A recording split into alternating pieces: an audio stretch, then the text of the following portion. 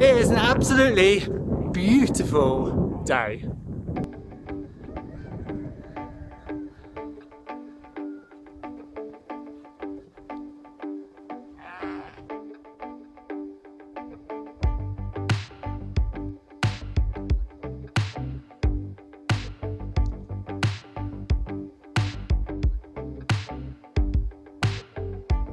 We have more snow bunnies.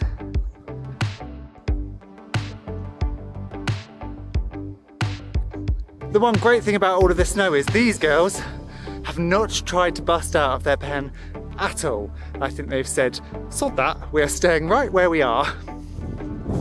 Hello.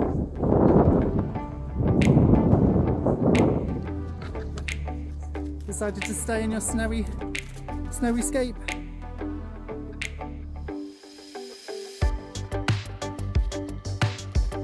Hello. Oh, what are you doing? He's having a sniff.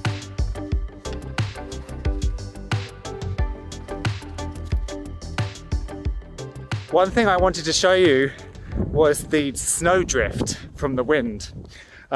Last year we made this little corridor through this hedge into the wildflower meadow, and I went through it yesterday, and oh my gosh, you can see obviously we've had snow, but the wind has just drifted the snow through here incredibly.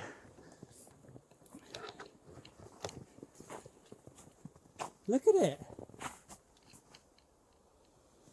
So if we go right through here, and you can see these are obviously my steps from yesterday, but let me take you to the craziness of, oh God, I can't get through. The craziness of this side. And here's the wildflower meadow, and as you can see, there's not a vast amount of snow. You know, there's a few centimetres worth, but look there. That is all snowdrift. Crazy. Now a lot of farm animals are completely fine in this snow. Sheep have fleeces, goats have fleeces. Chickens, as long as they can get out of the wind and the rain and the drafts, are fine. Down to, you know, I've had them in -10 before. Totally fine. But one thing that isn't great in the snow are wild birds. And very sadly, yesterday I did find our first victim. And it was the female kestrel that for weeks I've been talking about. She's been courting in this tree over here with a male. I was going to put a nest box up. She roosts in our barn. I saw her 2 days ago. I came up to feed. I saw her in the barn. She was flying around. And the next day she was on the floor dead. And the problem is with this thick snow, most rodents, most of her prey is going to stay in its nest. It's probably hoarded a load of seeds and grass and things, and they're going to stay in their nest. And she just obviously wasn't able to catch enough to stay warm, which is really quite sad and gutting. Hopefully we'll have another female kestrel move into the area and they'll come back. But of course at this time of year, especially with this snow, which birds aren't used to, a huge number can die. I think there's something crazy statistic, like in snow, 75% or something in that region of blue tits don't make it. So I've got some wild bird seed, and so we're going to feed some of the birds today just to try and keep them going until this thaws.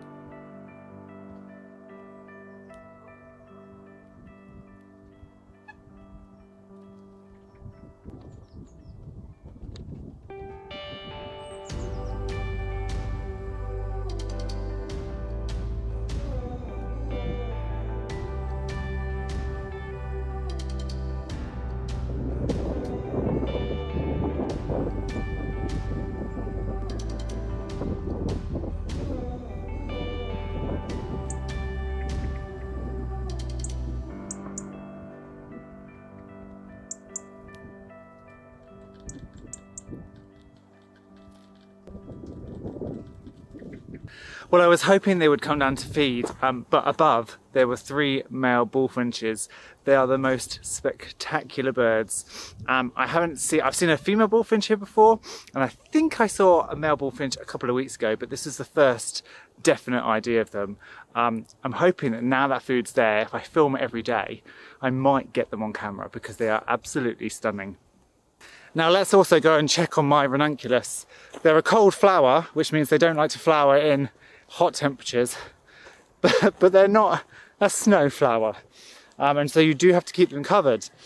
And I'm not sure being covered in snow is ideal. So let's just pull off their tunnels and see if they've survived.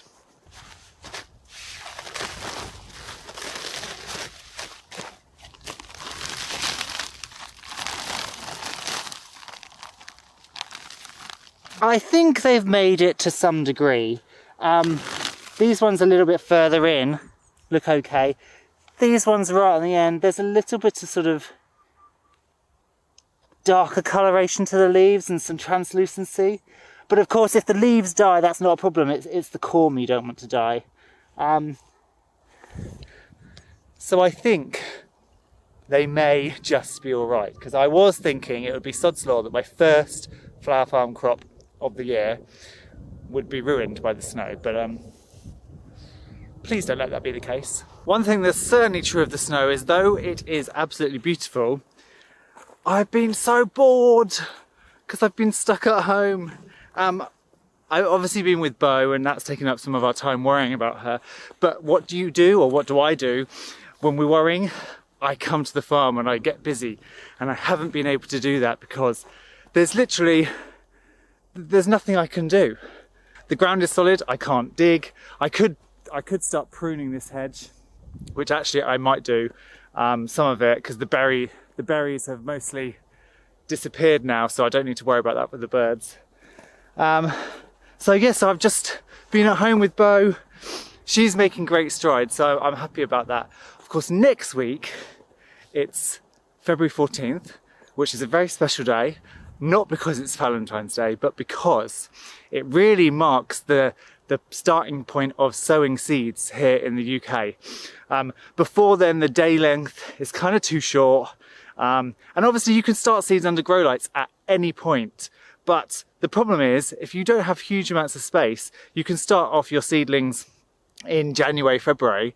But if they're frost tender and they can't go out, you're then stuck with seedlings inside until the end of May in some cases, and I haven't got the space, so I've had to hold off. But next week it means I can finally start sowing and getting this entire market garden space operational.